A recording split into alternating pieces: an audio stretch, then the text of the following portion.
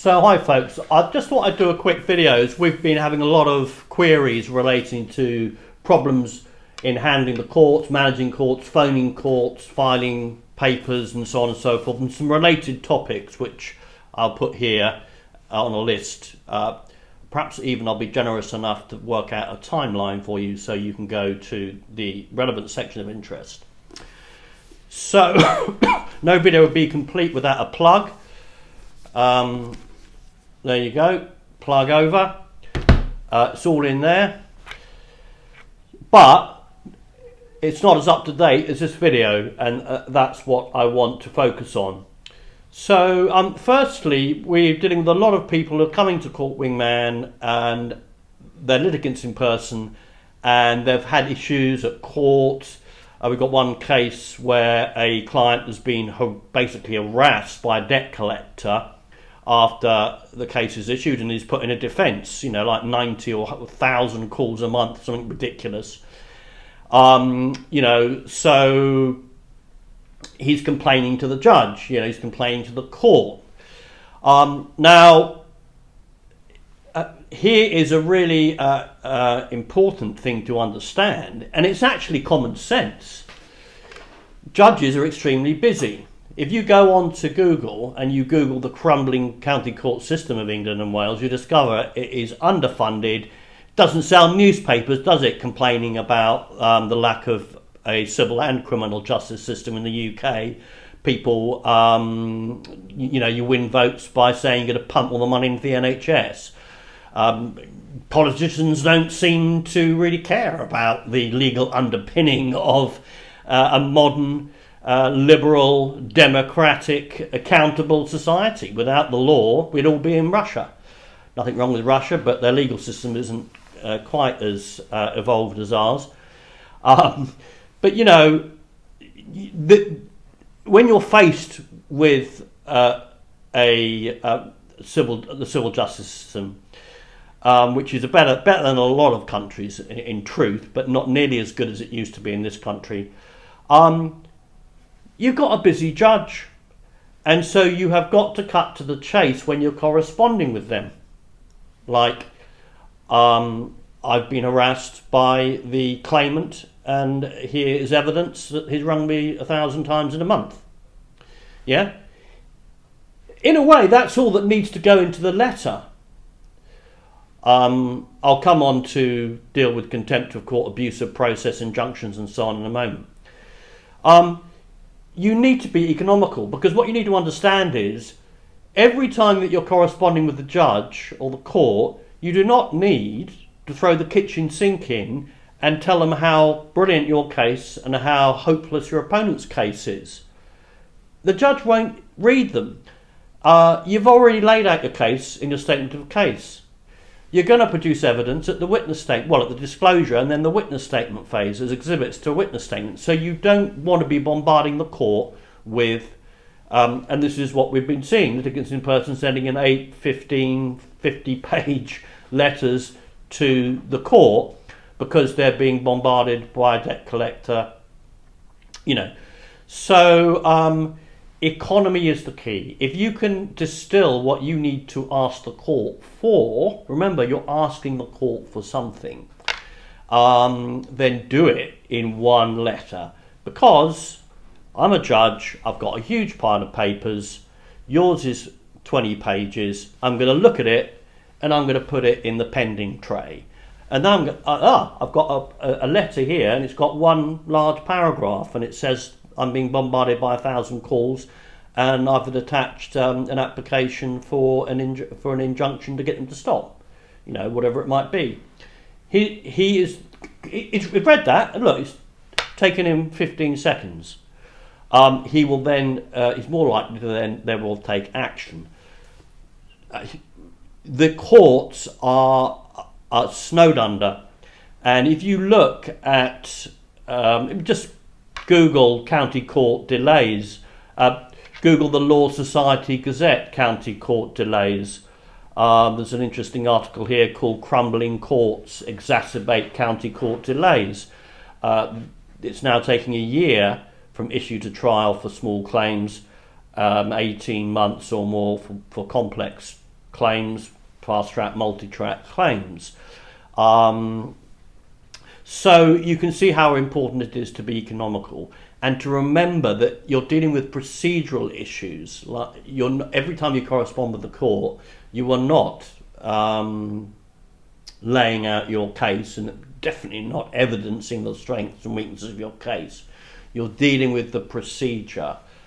Okay, so I mean that covers a variety of orders. You know, like your opponent hasn't complied with the court order or a deadline.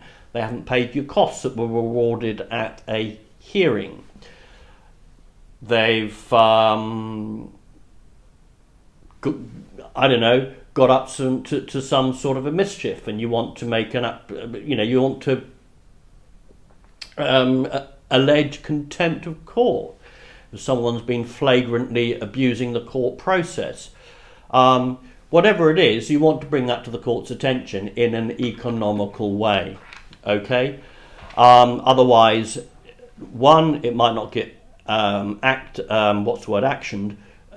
Two, it will get lost in a sea of irrelevance.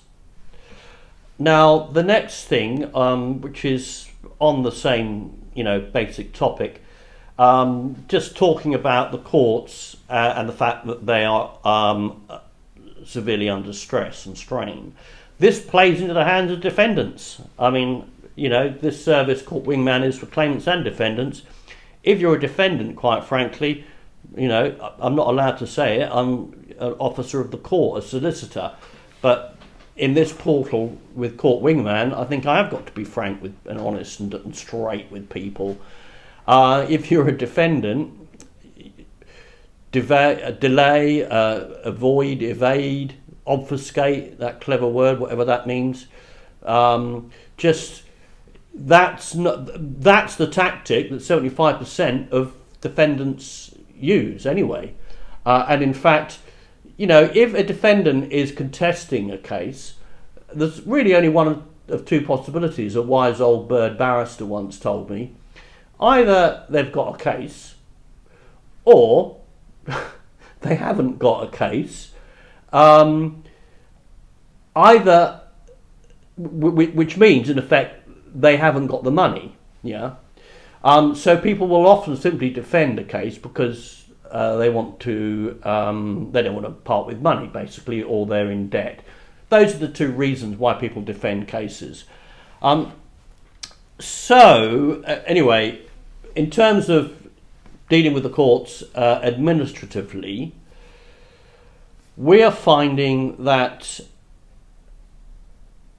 in terms of contacting the courts, it really is court specific. Some of the courts have a call centre, and you have to go through the call centre, and then they'll pass a message on to the court, and obviously that could go down a black hole. But occasionally a court will have a phone number, and you can actually surprise yourself, you get directly through to the court. Daria had an interesting example of this with Bradford County Court. So a big shout out to Bradford for being a fantastic court, because she was able to actually, would you believe it, get a pre-trial review hearing scheduled on within 6 days. She did the papers on Friday. They said, we don't do electronic, we want hard copy.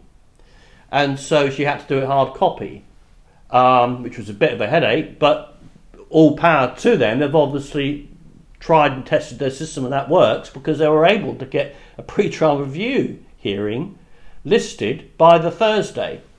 So anyway, whereas if you go down to London and the South East, and God bless Central London County Court, we have got a couple of cases, one really big case that I can think of in that court, and there is a real risk if you file a claim in the county court of any size or complexity, or perhaps of any complexion. It could be a very long time before it gets in front of a judge, and certainly a very long time before it gets to trial.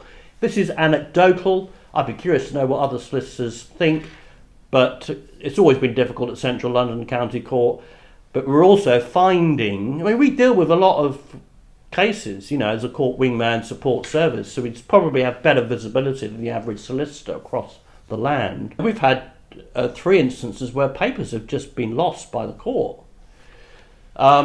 So you kind of need to take a belt and braces approach to administration and paperwork when it comes to dealing with the courts, and politely chase from time to time. Don't let something go down a black hole and assume the court is dealing with it. Don't become a nuisance, but politely chase, and above all, keep correspondence economical. So that's basically our experience of the county courts at the moment. I did a much more in-depth video back in the day. I'll try and link it here, but this is just by way of an update on that video to give you the skinny on what's happening right now. Just a little point, I've mentioned this before: transcripts are incredibly useful.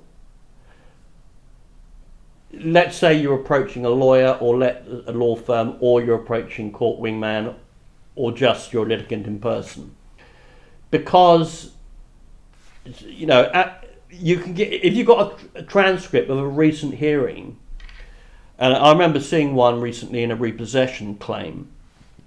It enabled me, just by reading the transcript, to get a real feel for what was going on with the case. So certainly if you're approaching court wingman, you might save yourself money if you've got a transcript, because you won't have to spend so much reading time. And you can hand it to a lawyer, you can hand it to a barrister. It's like giving you a window into what's actually sort of happening in the battlefield if you're a general. You can imagine a drone sent by a general into the battlefield, because what happens during that hearing, all the relevant things come to the surface. I mean, not always, but often you get all the relevant things come to the surface. You can see what the issues are. Most importantly, you can see what the judge is paying attention to, what he's interested in, what issues he thinks are relevant and not relevant, and also how he, where he's going with this case, how he feels about this case.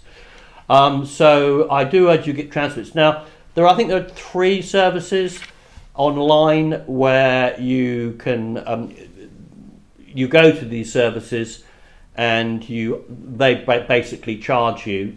It's, I think, around about 13p for a page.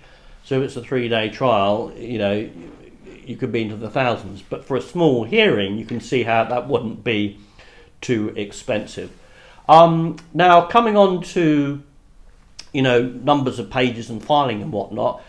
I mean, we have trouble often deciding whether to file paper or file email. I mean, it is mostly email and PDFs now, not JPEGs or screenshots or dots, doc, and you've got to put things into a PDF so that it's what you've got is exactly replicated, and it is what the judge will have also.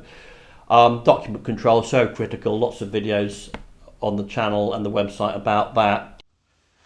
So the limit typically is, the CPR says it's 25 sheets of paper once the court office have printed them out. So that could be 50 pages, double-sided pages of text. You follow? You could send through a 50-page PDF and the court prints it out double-sided. Also be careful of the fact that, for particulars of claim or defence or anything really, the court will want to send a copy to your opponent, keep a copy on court file, and send a copy back to you. So you can see how quite quickly you could reach the limit. And in fact, solicitors for ages have not been complying with that CPR requirement. And the courts are different across the land. Because it's impractical. I think the takeaway from that is, if you send an email through like this, you're possibly going to get a reply like this. This is from Bradford County Court. But if you were to send them one single PDF, nice and neat, and under the 10 megabyte limit, incidentally, that's the official megabyte limit, or perhaps it was over 10, it was 15 or whatever, you put yourself in the shoes of the court staff, they're going to probably print it out. But be careful, because some courts will have a footer on their email specifying something different. As I said at the beginning, there is county courts seem to be allowed to be unilateral in terms of the decision making when it comes to administering the court. They get to decide. It's a good thing too, local decision making, rather than some huge blanket organisation where people aren't allowed to use their noodle at the actual court, such as Bradford. It is mostly email, but as I say, you do need to check with the courts. Bradford was paper. I would start with email, but do be aware that different courts do have different practices. I can't really give you much more advice than that, I'm afraid. You just have to work out what your local court does. Now, hearing all of the above, you may be tempted to sort of locate a court that suits you and that's got a low lead time. If you look at the stats of last year's anyway, the north of England, I think the northeast is particularly good, twice as quick as London and the southeast. So you might want to issue your claim in Bradford. The problem with that is it might be a long way away for you, but then most cases don't get to trial, do they? And most hearings happen or a lot of hearings happen online. The danger of that is the defendant can elect the court nearest them. There are exceptions if they're a big corporation and so on, but generally the defendant can have the case moved to their local court. And you can see why they might, if they were living in the central London area, they definitely want your claim moved to the court with the longest lead time. Yeah. Okay, so be careful of that. Now, let me just skim briefly over the issue of quantum, because I've done a video about that on losses, the previous video. Do be careful. It's one of the main candidates for strikeout is where losses aren't particularised properly, because you just said, above 10,000 in that N1 claim form, bottom right box, Be careful if you're up against a corporation or a bank, they're going to use that as an excuse to try and get your claim struck out. And remember, even a small claim might not have been allocated yet at the point at which they make a strikeout application. So you could end up having to pay $3,000 for a strikeout hearing if that you lose, or you don't lose, but you're told you've got to amend your particulars of claim and properly particularise your losses and sent away with a $3,000 bill, because if you'd properly particularised your losses from day one, that strikeout hearing wouldn't have needed to have happened. Do you see? And because it's not been allocated to the small claims track officially yet, that doesn't take place until directions questionnaire stage, it's not on a track. So the no lawyer's costs rule relating to small claims doesn't apply. Yeah, it's a bit of a, what's the word? Bum biter is the best I can come up with. That sort of situation. But if you've correctly particularised your losses before you've even issued your case, and it's properly in your letter before action and in your particulars of claim, then you're safe. Get out the spreadsheet. Pin down quantum. Just because you've been wrong doesn't mean the court is going to give you a lot of rope when it comes to improperly particularising your actual losses. So finally, just on an issue that's come up a few times with Daria recently, and that is the issue that I mentioned at the very beginning of this video, where you feel your opponent is behaving particularly badly and it needs to be brought to the attention of the judge. Well, first of all, be economical when it comes to raising issues with the court. You can write a letter in saying, dear judge, if it's a district judge, and for the attention of Judge X of the name, keep it short. And you could, in fact, if the other side are ignoring your correspondence, let's take the example of someone who's being hounded by debt collectors after they've actually filed a defence. Well, after the claim is issued, it's a contested, disputed matter, isn't it? Which the dispute will be resolved at trial. After that, if the claimant's won, then the debt collectors can start phoning again, but they shouldn't be doing it while it's a contested issue and there's a defence on court record, yeah? So you should first, obviously tell the other side to cease and desist, and I don't mean that technically, I just mean tell them to stop doing it. And again, keep the letter economical and short and neutral and level-headed. Don't bang on about your case. A letter with just one sentence, or at least making one point, is more powerful than a sea of wordage, because quite frankly, that will get ignored by your opponent, and it might create unnecessary paperwork so that when it does come to the court, it gets overlooked by the judge. Or you might have to write to the court, but you'll probably have to, if they don't stop, make an application.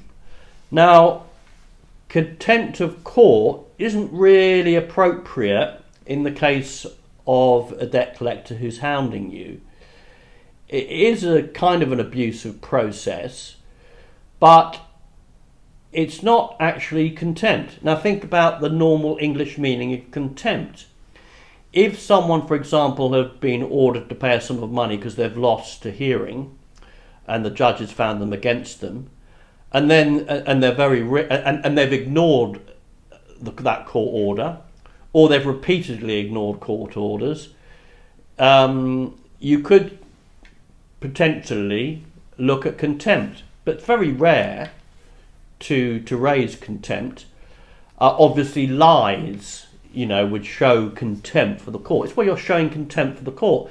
But if, let's say, you were ignoring a court order in terms of having to pay a sum of money because you're broke and you need time to pay, you're not being contemptuous of the court. You're saying to the court, look, I accept the court and respect the court, but I haven't got any money. There's a difference, isn't there? Whereas if you're rich and just, I'm ignoring that court order that I've got to pay £10,000, that's more contempt. So your case probably won't fall into that category.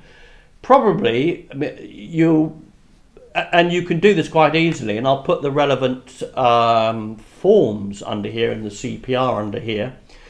You can make it apply for an injunction.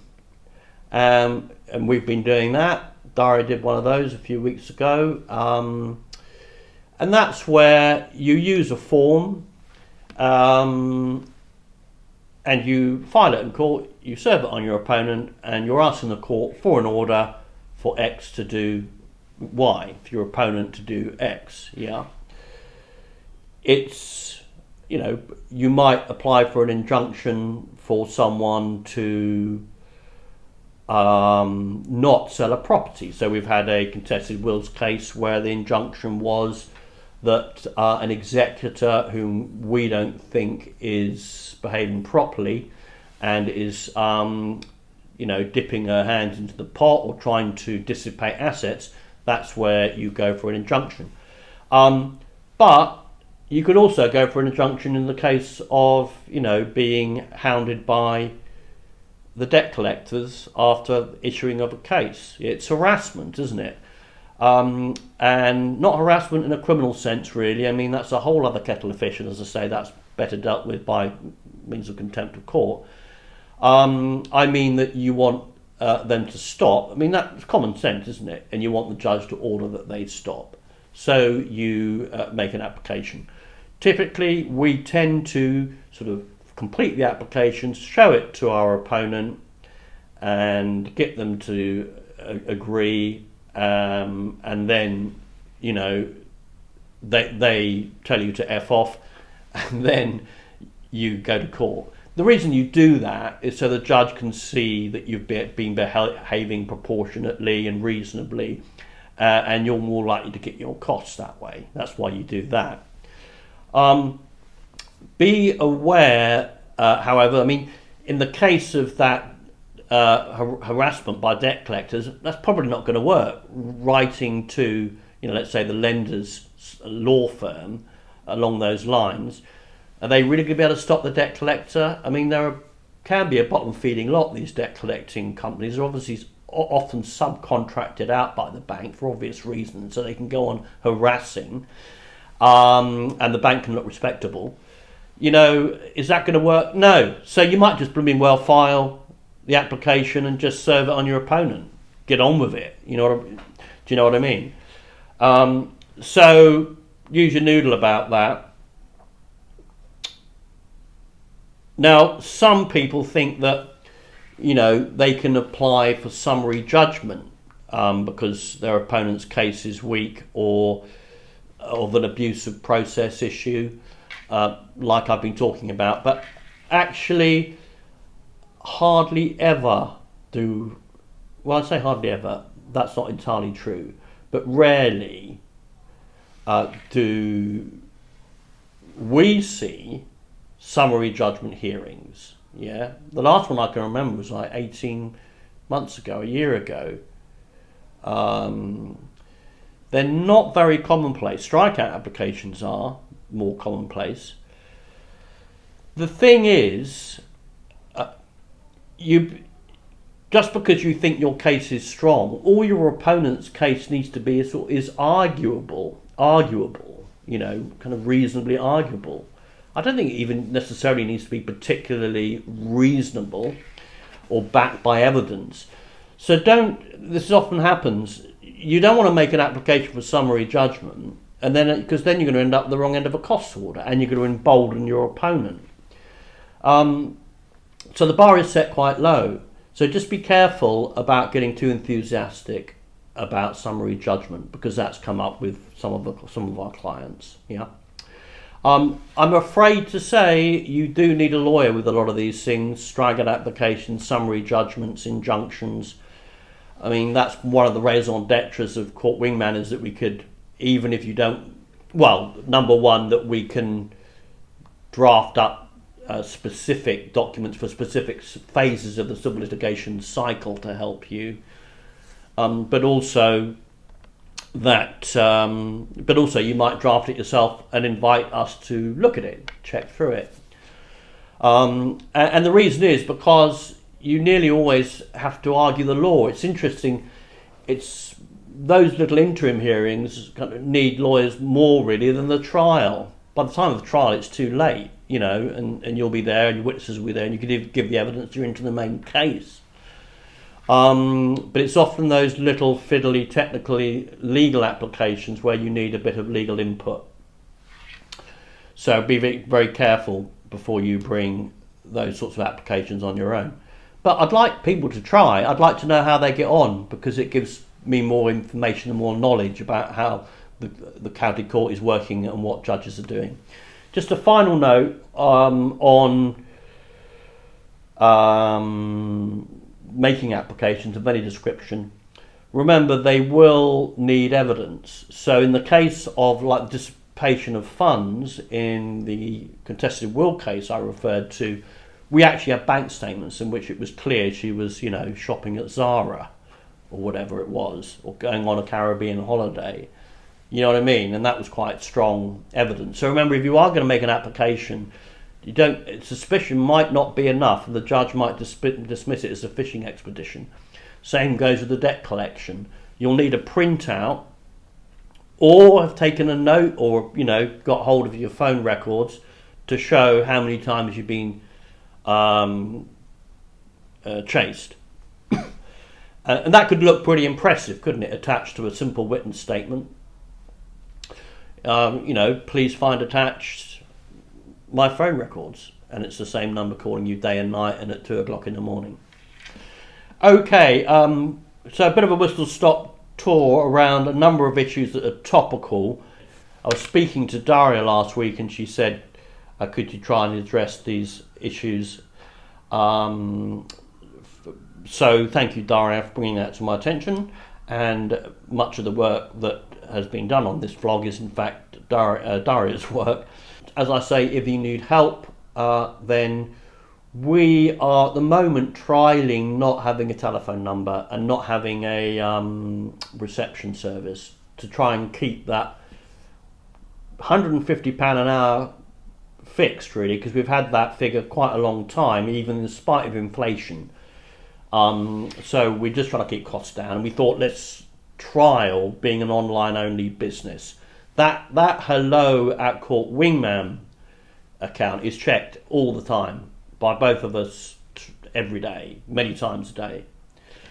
And then we can phone you, and then if we need to take a direct number, etc., we can then set it up from there. Apologies for doing that. I love the idea of being able to afford a full-time receptionist, but you kind of want a full-time receptionist who's in your office, who knows the business to be truly an impressive receptionist.